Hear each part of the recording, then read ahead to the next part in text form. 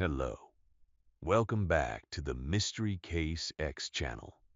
Today we're diving into the terrifying urban legends surrounding a very famous tunnel in Japan, the Inunaki Tunnel. This tunnel is so famous because it actually exists, and there are countless ghost stories and horrifying legends surrounding it. Furthermore, it has even been featured in movies and video games. Most recently, a very famous director in the Japanese horror genre, Mr. Takashi Shimizu, created a movie called Howling Village, based on the terrifying legends of the Inunaki Tunnel. This Inunaki Tunnel is located in a village that is also named Inunaki. People say the village dates back to the Edo period. You often hear about the Edo period when listening to Japanese horror legends, so I'll quickly explain what it is. It was a period during Japan's feudal era.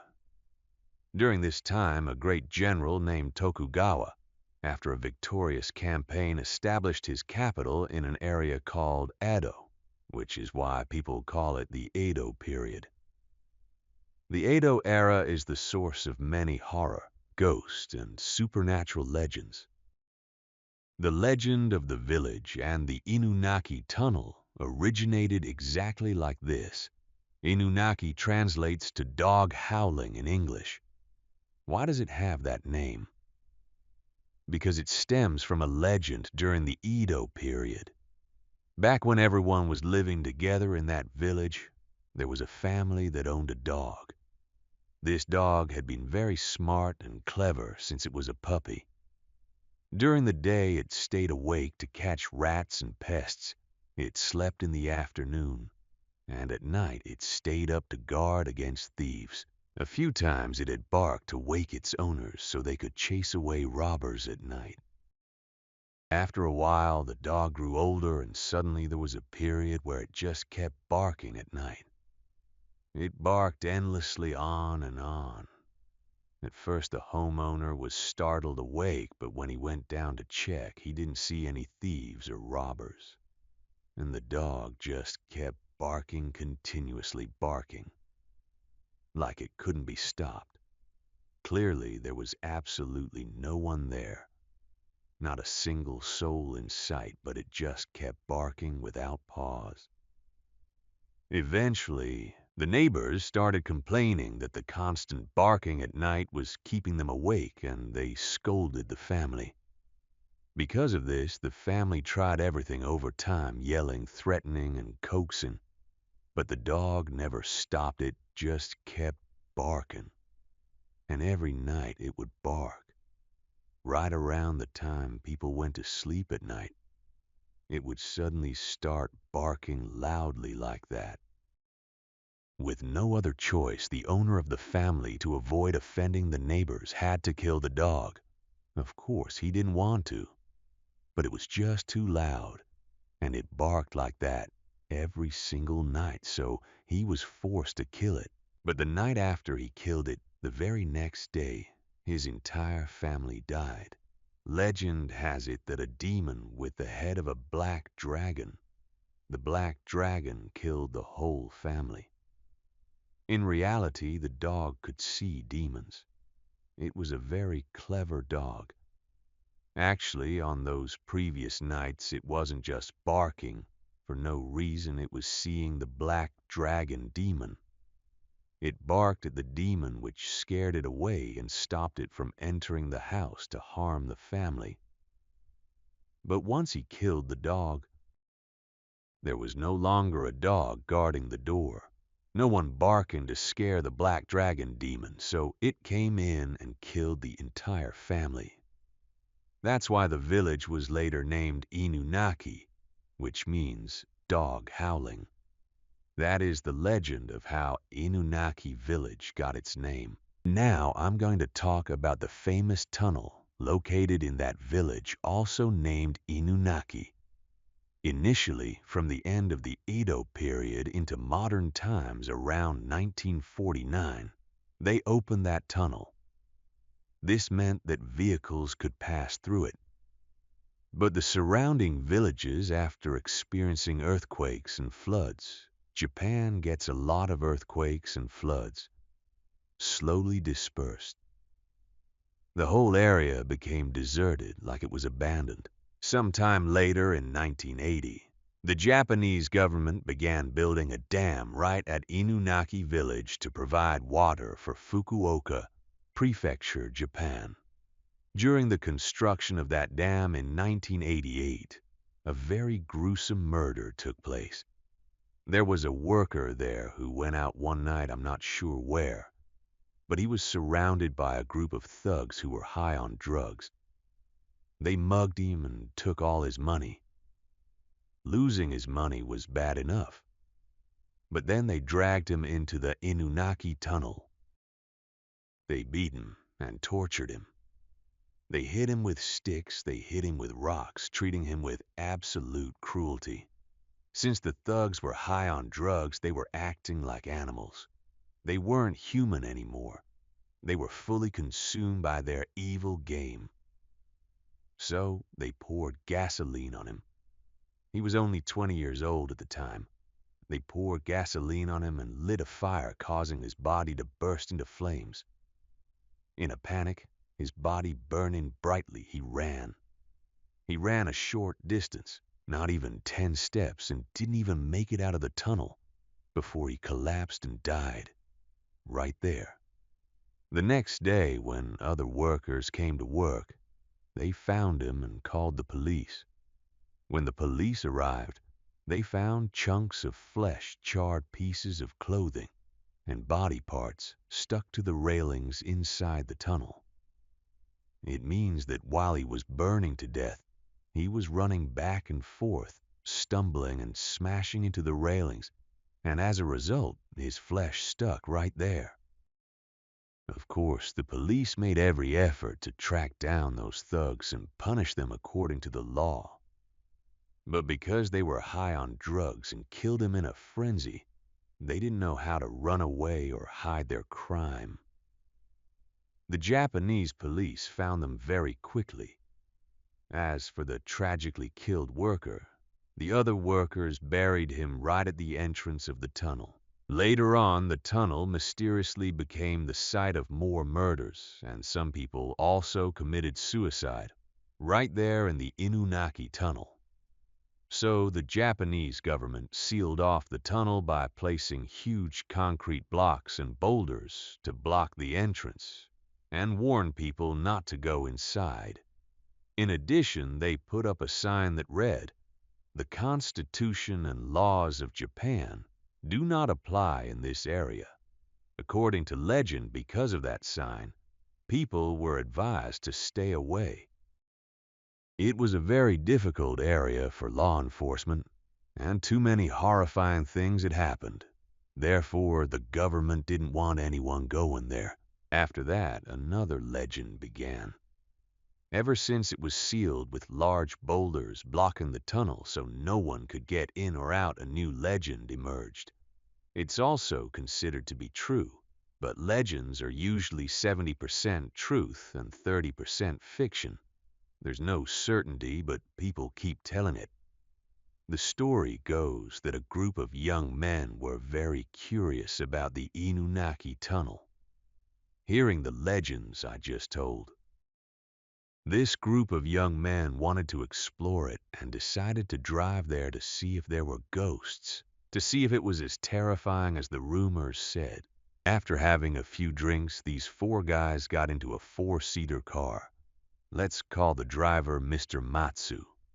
Mr. Matsu and his three friends drove together to that exact tunnel. When they arrived and saw the tunnel was sealed, they were a bit disappointed that they couldn't go any further. Large boulders had already blocked the tunnel. The four guys got out of the car, looked around, and saw that it was pitch black. They couldn't see a thing. Right in front of them, off to the side, was a grave. That grave was the very grave of the worker who had been burned to death by the thugs. The four guys couldn't go inside, but they still acted tough. Standing in front of the tunnel entrance, they talked to each other, saying things like, "Oh man, it's all just rumors. There are no ghosts. There's nothing here. It's just people trying to scare you, turning it into a legend so everyone is afraid, but there are no ghosts." Then those guys took out their phones to take some souvenir photos, taking selfies of the four of them with the tunnel, planning to post them online the next day to look cool, with photos taken next to that grave to prove they had been to the tunnel and taken pictures with graves. And then they loudly challenged, "If there are ghosts, come out here. Come out and take a few pictures with us." They were just joking around, talking trash, because it was four guys together. There were no ghosts. They couldn't get in. They didn't hear any noises. So they started talking tough like that. After taking enough photos and talking random nonsense, they got bored and decided to get back in the car to go home and sleep. After the whole group got in the car where Mr. Matsu was sitting, he suddenly just sat completely still. He didn't start the car to drive everyone home. His friends around him started urging him, "Matsu, what are you doing? Why don't you start the car so we can go home?" Mr. Matsu just sat completely still, his hands resting on the steering wheel. His friends kept urging him, and at that moment, Mr. Matsu turned his face over, and he turned it like he didn't even know he was turning it. He looked with half his face and said, "We are still friends, right?" His friend said, "Yeah, we're friends. What's wrong with you asking weird questions?" Mr. Matsu said, "If we're friends, you won't abandon me, right?" Suddenly, he was speaking in a very unusual voice. Sweat started pouring down his forehead, and his face was pale. The three dudes around him had no idea what was going on, suddenly seeing him acting so strangely. But when asked, they still had to answer. They said, "Yeah, that's right. How could friends abandon each other? We live and die together. Don't worry, now start the car and let's go home." But Mr. Matsu still didn't answer. He just kept asking, "If anything happens, you guys won't abandon me, right?" The other three dudes were getting a bit impatient. "Oh my God, we're not going to abandon you." I said, "We're brothers. We live and die together. Whatever happens to you happens to us. Are we clear?" Right after the three of them finished that sentence, Mr. Matsu turned his head back and looked down at the gas and brake pedals. Picture it. The other three guys followed Mr. Matsu's gaze. The two guys sitting in the back leaned forward to look, and the guy sitting next to him turned to the left and looked down. Suddenly, they saw two completely charred hands grabbing onto Mr. Matsu's legs, gripping Mr. Matsu's legs tightly like this. That's why he didn't dare start the car. He couldn't step on the gas or the brakes. Two charred hands with flesh falling off in chunks with long fingernails grabbing Mr. Matsu's legs. Mr. Matsu froze. He was terrified, because when he got in the car, he felt someone grabbing his legs. He looked down and saw it, but tried to stay calm and talk to the other three to see if they could save him. "Oh, we're brothers. We swore an oath right after saying that, seeing two hands grabbing Mr. Matsu's legs, the other three threw open the doors and ran for their lives. They ran straight out of the area, leaving Mr. Matsu sitting there petrified. When they had run far out from that area, they finally took out their phones and called the police, saying that a dangerous incident had just occurred at the Inunaki tunnel. It took a while for the police to arrive because that place is in a remote suburb of Japan. When the police rushed down to the scene, they saw the car was still there. But Mr. Matsu was nowhere to be found. Completely disappeared. Up until much later, they never found any trace of Mr. Matsu. No one knows if he's dead or alive or where he was taken. I've changed the character's name, but they never found that person again. See, brothers sticking together. Right, not only that, but a whole group of them grouped together to play stupid games. Going to a tunnel that is already known to be haunted that the whole country of Japan is afraid of. But these four dudes weren't afraid.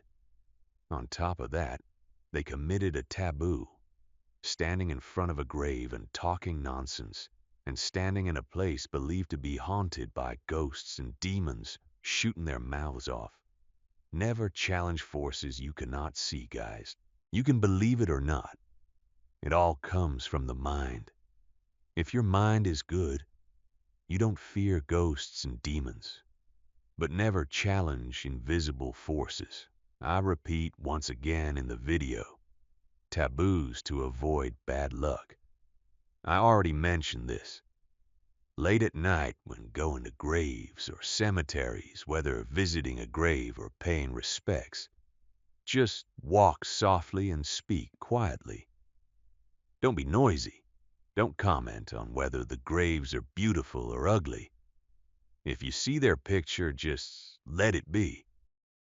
Don't comment or criticize or they might follow you home. Just practice is better safe than sorry. The elders have already warned us, so follow it.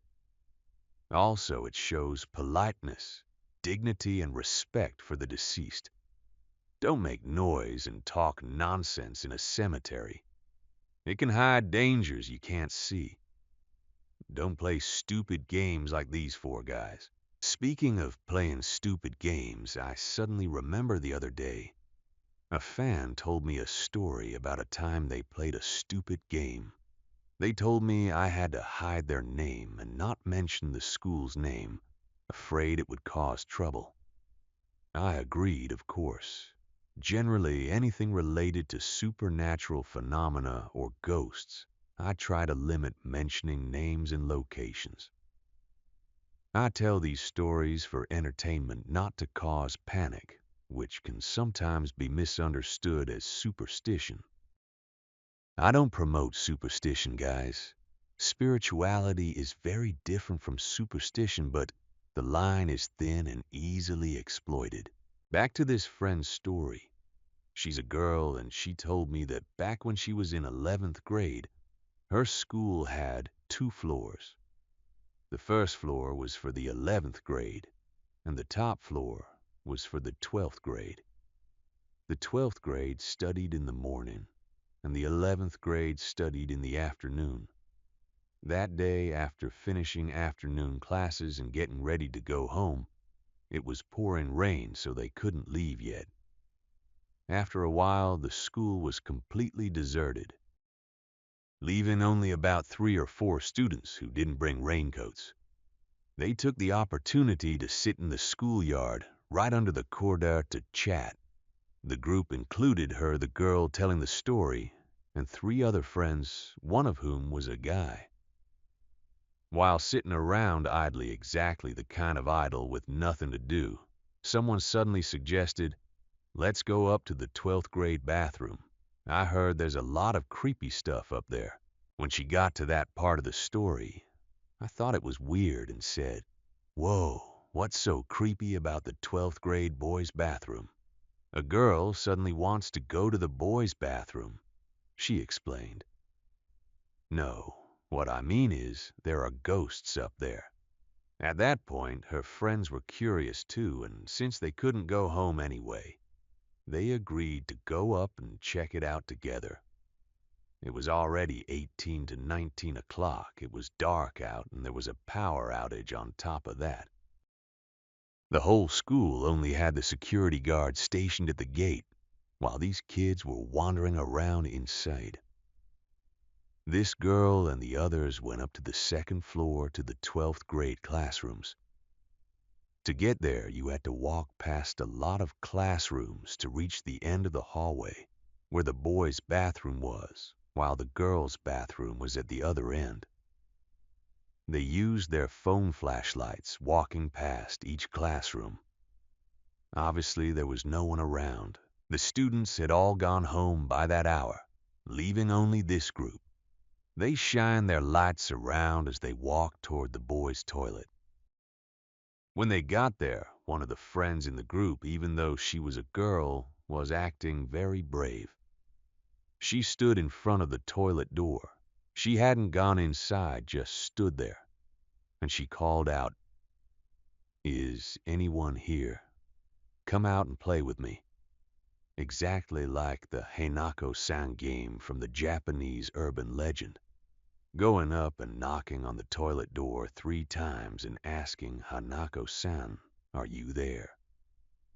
Even though this friend didn't call the name, she still asked if anyone here could come out and play with me. The other 3 or 4 friends stood there listening, firmly believing they were just scaring themselves and the ghosts weren't real. Just as they were about to say that, they suddenly heard a noise from inside the toilet. The sound of a toilet flushing. The sound of rushing water. All 4 of them froze. But right after the flushing sound, they suddenly heard a thud. Something dropping down hard.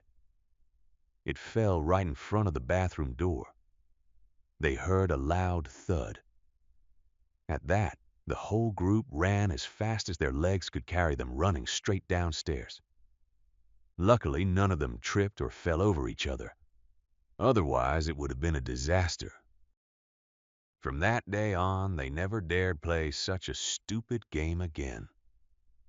She said, "Oh man, even now I would never dare play a stupid game like that again. Number 1, I don't go to deserted places at night. And number 2, I would never dare go near a bathroom at night and knock on the door, calling out as a joke like that again." She said it was a stupid game she'd never forget. I don't know if any of you have tried that game, but my advice to you is, don't play stupid games and don't go to places that are off limits. Number 1 is dark places, and number 2 is places we don't know well, so never try to explore them or do anything. If you have free time, just listen to ghost stories for entertainment.